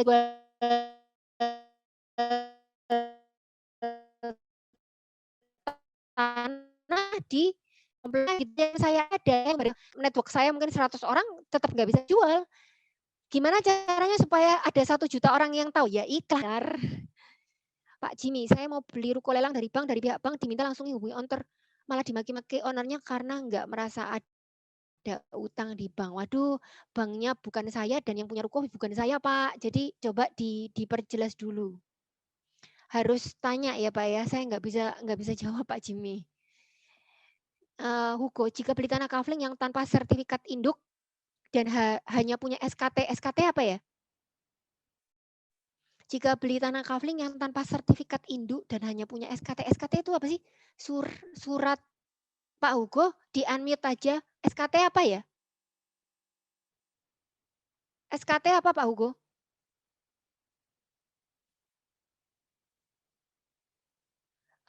Di unmute aja, soalnya kalau diketik nanti saya scroll ke atas susah pertanyaannya. Oh, surat kepemilikan tanah. Apa ya? Surat kepemilikan tanah itu kayak surat kafling bukan sih? Iya, benar. Surat kafling ya? Jadi dia jadi kita ketemu untuk pemiliknya, dia bilang dia hanya punya surat karena untuk sertifikat induknya katanya belum dibuat. Begitu. Ini apa, developer ya? Kok bikin sertifikat induk? Gimana ya dibilangnya? Dia punya tanah 1 hektar, habis itu baru dipecahin kafling. Tapi katanya untuk tanahnya itu masih belum ada sertifikat induk. Hanya punya SKT. Jadi tanahnya 1 hektar, Bapak mau beli 1 hektar seluruhnya atau enggak kecil? Saya mau beli 3 kapling dari tanah tersebut, tapi katanya belum ada tapi katanya masih belum ada sertifikat induk. Setahu saya kalau kita mau beli tanah atau beli bangunan yang lain itu kan katanya harus ada sertifikat induk. Nah, tapi masalahnya nggak ada sertifikat induk dan tanahnya itu benar-benar murah. Sapling yang perkiraan 20 kali 12 meter itu hanya 35 juta. Kayaknya ini pertanyaan ini lebih cocok buat notaris deh daripada Bu Jenny. Saya bisa jawab. Oke. Jadi surat kepemilikan tanah bentuknya macam-macam. Bisa verponding, bisa egendom, bisa surat ijo, bisa surat buku kafling, macam-macam. Pertanyaan pertama, sebelum dijadiin sertifikat induk, apakah surat kepemilikan tanah tadi yang katanya girik dan lain-lain bisa dinaikkan menjadi kepemilikan yang sah menurut Undang-Undang Agraria tahun 1960? Itu dulu. Jangan mikirin yang induk dan pecah memecah. Yang tadi, SKT tadi, itu harus ditanyakan ke notaris, apakah bisa dinaikkan menjadi kepemilikan yang sah menurut Undang-Undang tentang kan di Undang-Undang Agraria tahun 1960. Itu dulu tanyain ke notaris. Baru setelah itu ngomongin sertifikat induk dan lain-lain. Gitu ya Pak Ugo, semoga menjawab. Oke, terima kasih. Pak Sugeng bantu agen Jogja. Ayo, saya mau keluar dari Jakarta. Bantu apa aja bolehlah ya, atau mau bikin pin rumah di Jogja boleh. Kalau saya mau nego dengan penjual, apakah etisnya harus selalu dengan agennya? Biasanya si agen takut kita transaksi sendiri di belakang. Iya, pasti. Agennya pasti takut transaksi sendiri. Jadi ya nego kan agennya suruh diem aja lah. Kita yang nego kan nggak apa-apa. Agennya kan dampingi kan is okay. Kalau agennya nggak boleh ikut kayaknya agak susah ya. Kecuali kalau gini, ketemu barengan gitu ya. Terus nanti bilang sama pembelinya, agent tunggu sini ya, saya mau ngomong sebentar. Diajak penjualnya keluar dari ruangan gitu sebentar mungkin bisa. Biasanya yang kayak gitu tuh bule. Kalau orang Indonesia jarang sekali yang kayak gitu. Kalau bule sering banget kayak gitu. Sebentar ya saya ngomong sendiri. Ditinggal nggak apa-apa. Kenapa? Biasanya ngomongin apa itu mereka keluar gitu? Ini loh pertanyaannya Pak Riko, mau nego sama penjual, apakah etisnya harus selalu dengan agentnya? Kalau misalnya, iya, kenapa? Agent nggak boleh dengar kenapa? Gimana Pak Riko, kenapa agentnya nggak boleh dengar? Aku biasanya selalu di depan agent, nggak enak kalau aku nawar sendiri nggak ada agentnya. Aneh gitu loh kesannya, kesannya mau nusuk dari belakang gitu loh. Ya, yang penting kan kita nggak, boleh sih Pak, yang penting kan kita nggak ada niatan untuk nge-bypass, ya kan? Tetap lewat agent, hanya negonya aja tertutup kan gitu kan. Kalau saya nggak apa-apa, ngomong aja sama penjualnya, sebentar ya saya ngomong sendiri sama penjualnya ya, pokoknya pasti lewat kamu. Gini Pak Riko, kasih agentnya rasa aman, saya pokoknya pasti beli lewat kamu, tapi saya mau nego sendiri. Kayak gitu, kasih agentnya rasa aman. Kalau perlu bikin tanda tangan atau kasih agentnya uang 1 juta dulu gitu ya. Semoga terjadi. Pak Asis, bisa dijelaskan lebih lanjut tentang bridging loan? Jadi kalau sudah keluar offering letternya itu dibawa ke orang yang funder yang biasanya khusus mendanai OL, offering letter yang sudah di-approve sama bank. Kurang lebih kayak gitu Pak Aziz. Bisa bergabung dengan freelance agentika di tempat Bu Jenny, pin rumah. Website saya lagi apa namanya under maintenance. Tapi silahkan kalau mau gabung boleh selama areanya di Jabodetabek bisa. Ya, oke. Sampai di mana tadi?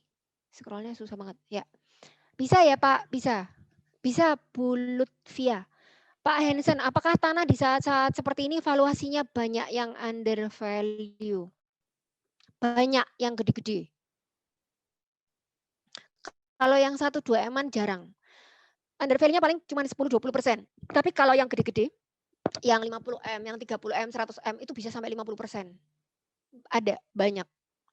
Pak Anugrah, saya jual 11.000 di Bondowoso Jatim, lepas 4 M nggak laku-laku. Jawaban saya cuma satu, kemahalan.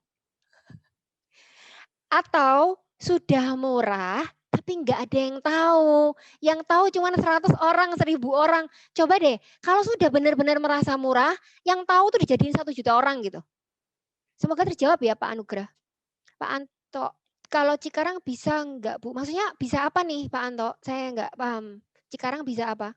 Pak Ruben, kalau daerah Rumah Alam Suta Tangerang bagusnya iklan di mana ya Bu? Search di Google Pak, saya nggak hafal. Dijual Rumah Alam Sutra. Gitu. Atau beli Sutra. Dicoba beberapa keyword, lihat halaman pertamanya apa. Kepemilikan tanah Edward T. Kualu. Apakah saat ini pasaran end user lebih baik townhouse? Apakah pasaran end user ini maksudnya apa ya? Apakah saat ini buyers market maksudnya? Buyers market, iya. Sekarang buyers market udah bukan seller market lagi. Mungkin sebentar lagi sellers market. Lebih baik townhouse, apartemen, atau rumah second. Mana aja pokoknya yang under value. Gini Pak Edward, ini pertanyaan banyak sekali masuk ke saya. Mau beli rumah atau ruko atau apartemen? Ya pertanyaan saya gini, saya tanya balik, Bapak maunya yang goalnya apa? Capital gain atau sewa, passive income, margin sewa. Yang prioritas yang goalnya apa? Apakah capital gain atau margin sewa? Kalau goalnya kita adalah capital gain, saran saya landed house, rumah, landed house.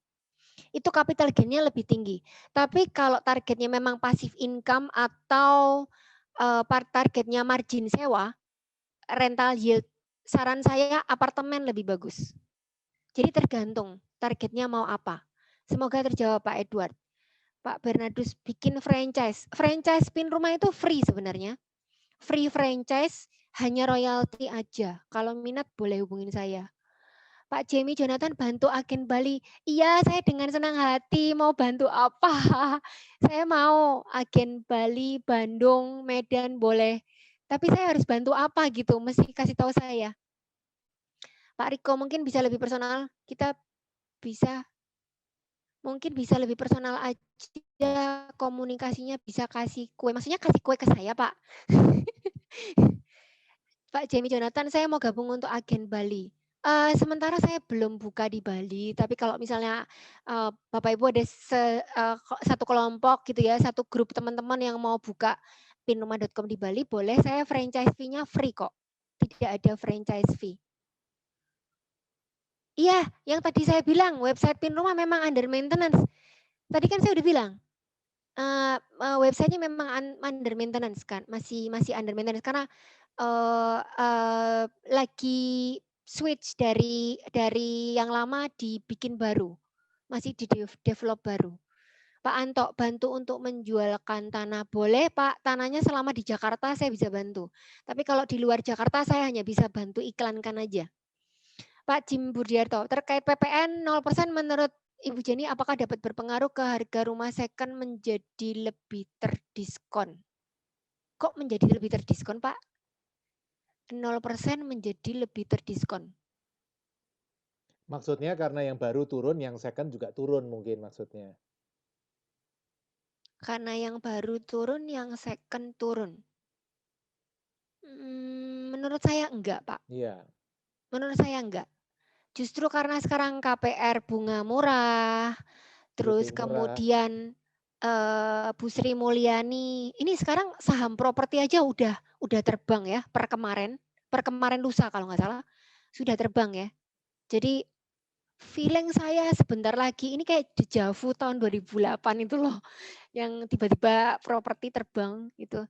Tapi masih di prediksi saya masih di rumah yang end user tetap dan rumah tinggal.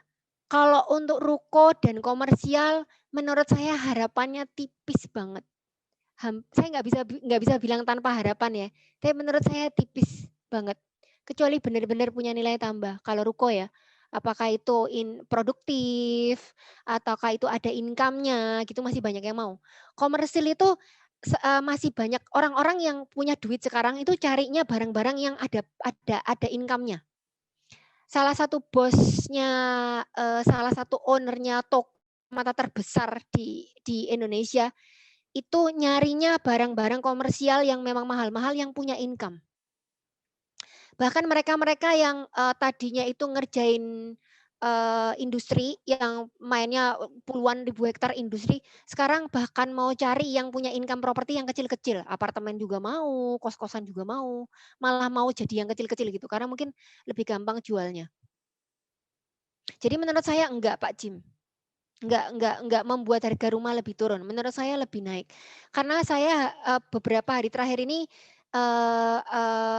ketemu beberapa klien yang mau beli apa namanya rumah dan tanah yang mau dipakai sendiri di Jakarta Barat, nggak mau gerak sama sekali. Saya pikir ini orang-orang katanya butuh uang tapi kok gerak sedikit aja nggak mau. Yang lebih agresif malah pembelinya kalau menurut saya. Pak Sugeng Rianto, saya sudah siap lokasi parkir di Wonosari tahun ini maksimal 2 minimarket per kecamatan. Ini saya dapat lokasi di jalan tersebut belum ada minimarketnya. Lokasi sangat strategis, saya yakin survei masuk tapi untuk model. Kerjasama yuk. Ini langsung ya ke Pak Argi ya. Private aja. Apakah ada rekaman webinar hari ini? Tanya sama ini apa namanya IO-nya ya. Nanti kita upload di YouTube. Bu, tolong info bank yang bunga KPR terendah dan syaratnya lunak. BCA 3,88 sampai Mei. Hubungin saya kalau mau. Kalau masih ada restrukturisasi rumah sebelumnya tetap dapat ajukan KPR baru. Nggak tahu. Bank lihat case by case. Bisa jadi lebih gampang, bisa jadi lebih sulit. Tergantung profil. Tergantung profilnya Bapak dan Ibu.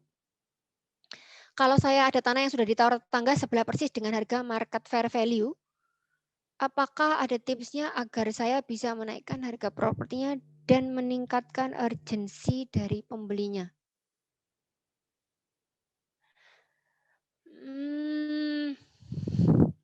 Menaikkan harga propertinya. Bentuknya, ini kan tanah ya Pak ya? Tanah sudah ditawar tetangga sebelah persis dengan harga market fair value. Masih mau dinaikin. Pak, hari gini sudah ada yang nawar, walaupun itu under value sudah puji Tuhan. Ini Bapak ditawar, udah market fair value, masih mau naikin harganya lagi. Ampun deh Pak Riko. Tanah bengkel. Tanah bengkel maksudnya ada income-nya gitu? Ada bengkelnya yang membiayai tanahnya kah? Ya berarti dijual ke bengkel kan Pak, sesama bengkel. Tetangganya bengkel apa bukan? Kalau saran saya kalau sudah market fair value dilepas aja. Kecuali kalau mau tunggu sampai 2 tahun lagi, mungkin harganya bisa Nah, itu Pak Sugeng yang tadi jual 300 juta 1000 meter ini sudah dapat pembeli, Bu Rina. Jadi mau beli tanah saya untuk perluasan kantor.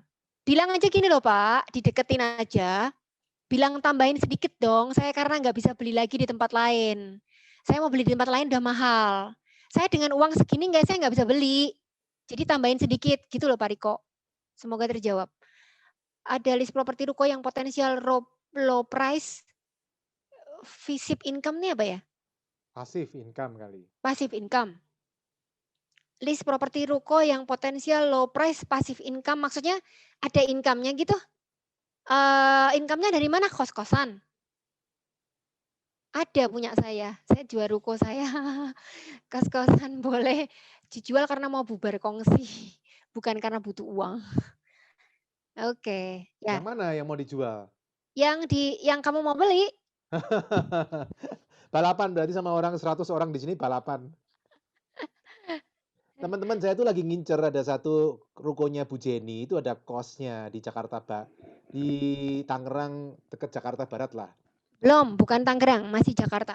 Itu masih Jakarta ya itu ya? Masih Jakarta, Jalan Oh, itu Peta masih Selatan. Jakarta. Nah, 150 menurut saya, meter dari Rumah Sakit Mitra Keluarga, bukan Tangerang iya. ya. Itu kalau tempat saya soalnya deket situ tapi sudah Tangerang. Kalau Bu Jenny Belum, kayaknya masih belum Jakarta. masuk Tangerang dia. Nah, itu saya Masih lagi Jakarta ngincer-ngincer Barat. tuh, 16 kamar, 2,6 ya kemarin ya. Ya. Ya, itu mesti Teman-teman yang cepat. minat silahkan hubungin Bu Jenny balapan sama saya nanti. Jadi kos-kosan saya jual hampir semua saya pasarin.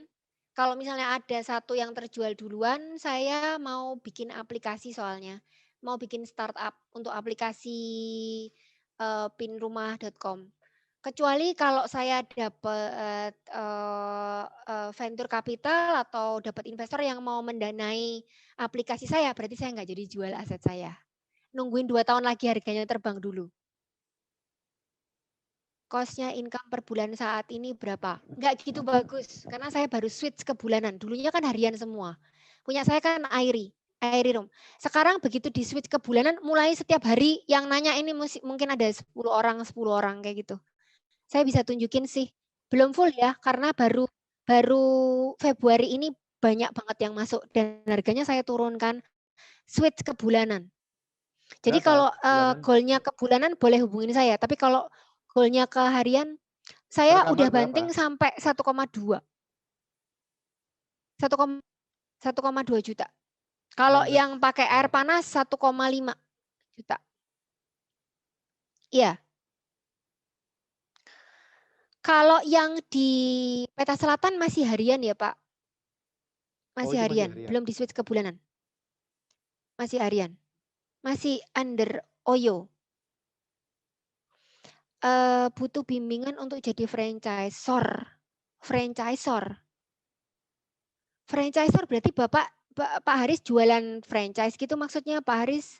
Mungkin bisa di mungkin wilayah tertentu kali mau Jogja atau Bali gitu kali ya. Mungkin master franchise kali ya. Franchisor atau franchisee Pak Haris?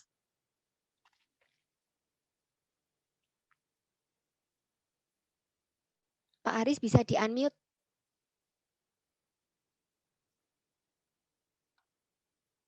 Bimbingan untuk jadi franchisor. Pak Haris, halo?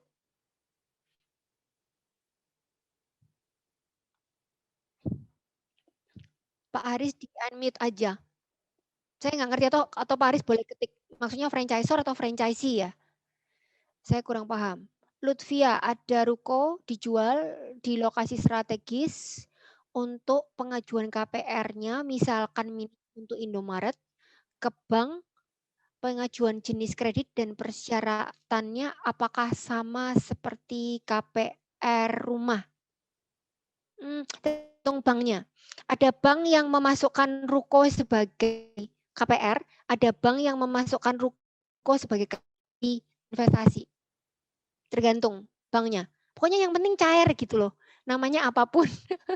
Pokoknya rupiah udah cair terserah dah. Maksudnya franchise.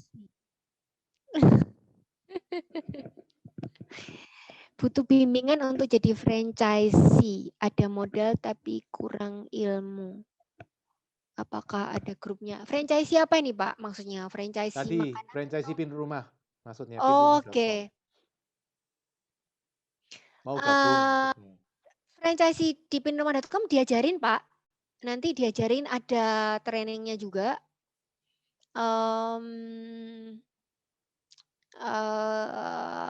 Ada bimbingan yang jadi misalnya ada problem tinggal telepon aja ke kantor pusat gitu sih Pak. Oh Indomaret ini maksudnya Pak, franchisee Indomaret, bimbingan untuk jadi si Indomaret. Lah gabung di grupnya Pak Hargi. Pak Haris. Hari ini kita ngomongin properti, jual beli properti dulu. Kalau untuk Indomaret nanti next biar nggak bosen ngomongnya. Ganti suasana dulu.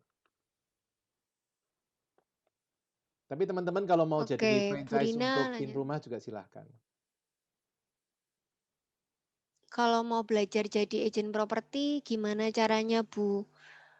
Saya belum buka kelas lagi. Dulu saya buka kelas untuk agent properti, sekarang masih belum. Karena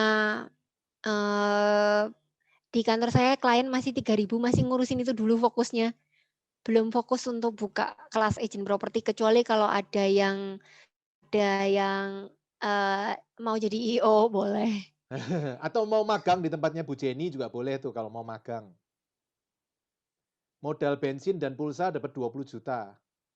Oh lebih. Anak magang di tempat saya bisa dapat 200 juta, kerjanya cuma 5 bulan. Bener loh, karena saya pernah Anaknya join masih hidup, partneran sama masih Bu boleh. Jenny. Jadi saya tahu pembukuannya, itu bener. Ada anak muda yang dapat 200 juta ya, itu ya siapa? Yang dulu Mangga Besar itu loh, transaksi itu ya. Oh ya, ya. Itu 200 juta kan bagi-bagi. Ini ada 200 juta dia terima sendirian, anak binus. Barusan aja tahun kemarin. Modal pulsa sama bensin doang ya. Dan modal bawel, orangnya harus bawel. 200 juta dia sendirian loh. Kalau dulu itu kan 200 juta kan bagi-bagi. Ini 200 juta dia kantongin sendirian. Waduh itu heboh, benar-benar heboh. Agent saya ada yang nangis-nangis cerita di depan, saya ini terima komisi paling besar, anak masih mahasiswa. Saya terima komisi paling besar, beliin papanya handphone Samsung yang paling mahal tuh loh, 13 juta. Saya bilang, gila kamu, terima komisi 28 juta, beliin bapaknya handphone 13 juta. Oke, Pak Jim. Wisnu belajar jadi agent properti, ya gabung aja di saya boleh. Pak Jim pernah mencoba beli rumah lelangkah, Bu Jenny? Kalau pernah, bolehkah share pengalaman suka dukanya? Pokoknya tips dari saya harus ketemu owner ya.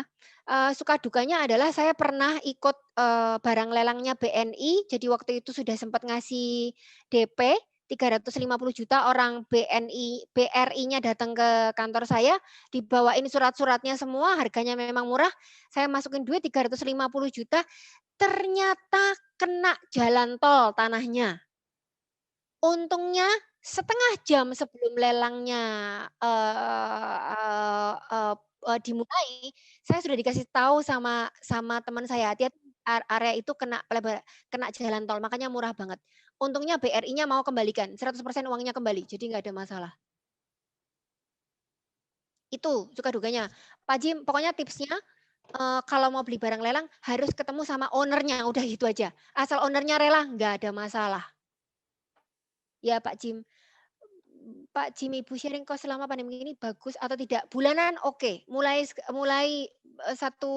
berapa minggu terakhir ini saya hampir setiap hari terima anak tanya kos-kosan. Bulanan ya, harus terpaksa mau nggak mau switch ke bulanan. Harian udah ancur-ancuran, orang lebih milih masuk di hotel yang lebih mahal, maksudnya lebih bagus dengan harga, misalnya harga airi tapi hotelnya lebih bagus. Orang lebih milih gitu. Kalau udah harian, saran saya switch ke bulanan sementara. Pak Ujang mau magang, Bu, gimana caranya? Saya di Kerawang. Masih Jabodetabek, syaratnya apa? Di Kerawang, saya ada lowongan untuk pasang iklan aja, kerjanya di rumah. Gajinya 500.000, tapi kerjanya di rumah, hanya pasang iklan aja. Kalau memang mau seperti itu ya nggak usah ke kantor, walau Kerawang juga nggak apa-apa, di Jogja juga nggak apa-apa. Nanti DM saya aja di Instagram. Pak Haris ikut workshop Pak Pipo untuk bisa jadi franchise Indomaret. Ya, Bu Jenny sudah ada developer apps untuk startup. Belum, Pak Indrawan. Saya ada kecil belum sudah barang-barang. Ayo, bisa. Belum, Pak Indrawan, belum. Saya rencananya sih harus punya tim sendiri karena aplikasi saya itu nanti akan jadi Tokopedia-nya properti. Waduh, keren. Tapi itu bertahap, masih lama. Dibangunnya mulai dari 1 dulu, fokus di digital agency dulu. Nanti bertahap fase kedua, digital agency yang untuk kredit. Setelah itu bertahap masuk ke properti yang harganya miring. Setelah itu nanti bertahap masuk ke apa namanya? Ke workflow. Aduh kok jadi ini cerita-cerita ya. Jadi intinya pokoknya mau bikin super apps itu sebenarnya idenya dari orang OJK. Super apps itu yang benar-benar isinya semua yang tentang properti ada di situ. Mau beli, mau cari vendor ada di situ, mau cari digital rate ada di situ, mau cari crowdfunding juga ada di situ, mau cari pokoknya jadi Tokopedia-nya properti. Tapi untuk ke arah sana, saya start dari awal dulu. Saya harus bisa monetize 3.000 klien saya yang sudah masuk tadi ini jadi duit itu dulu. Harus pakai tools dan teknologi supaya bisa 3.000 klien ini bisa closing 2%, berarti 60 transaksi. Kalau 60 transaksi, anggaplah jualan rumah 1 M, berarti revenue-nya 1,2 miliar. Itu dulu, baru nanti bertahap bangun apps-nya, super apps-nya. Jadi seperti rumah tumbuh, supaya nggak usah bakar-bakar duit. Saya mau Pak Indrawan, tapi bertahap. Awalnya dari ya digital agency dulu. Semoga terjawab teman-teman. Kayaknya udah habis pertanyaannya. Oke teman-teman, thank you banget loh sudah pada ngobrol-ngobrol hari ini. Bu Jenny juga udah sharing banyak banget. Tadi saya udah catat semua loh, 22 tadi tipsnya ya, cara jualan properti untuk betul. Selama masa pandemi ini. Thank you banget teman-teman. Bu Jenny, thank you banget ya. Nanti untuk teman-teman yang pengen ngubungin Bu Jenny di mana nih? Saya ketik lagi ya, saya di DM saya aja. Ya. Saya ada di Clubhouse juga, Jenny Wibisono. Kapan kita mau ngobrol-ngobrol di Clubhouse? Jangan kedahuluan. Hari Sabtu ini ngomongin tentang bisnis cost. Oke. Tentang cost. Hari Sabtu. Jadi property talk yang ngomongin tentang properti itu setiap hari Sabtu aja. Jam 10 malam di Clubhouse, tapi topiknya beda-beda. Minggu ini nanti ngomongin cost, minggu depan ngomongin tentang, saya lupa, development kalau nggak salah. Minggu depannya lagi ngomongin tentang properti teknologi, tentang PropTech. Pak Indrawan, jangan kedahuluan rumah 123 lah, rumah 123 kan udah. Jadi yang nanti pin rumah harus plus-plus dari rumah 123 harus unik. Makanya agak lama bikinnya karena mesti dimatengin dulu produknya. Nggak bisa head to head sama rumah 123, memang kita nggak mau head to head, tapi harus punya nilai tambah yang lebih dibanding rumah 123. Oke teman-teman, jadi teman-teman yang pengen ngubungi Bu Jenny bisa di IG @jenny pakai J ya, JENNY Wibisono di IG dan di Clubhouse. Oke, thank you Bu Jenny, thank you teman-teman semua, sampai ketemu minggu depan. Thank you semuanya. Thank you semua. Investasi yang terbaik adalah dari otak kita. Karena itu, subscribe channel saya dan ikuti terus video-video saya. I'm Piko Lendar.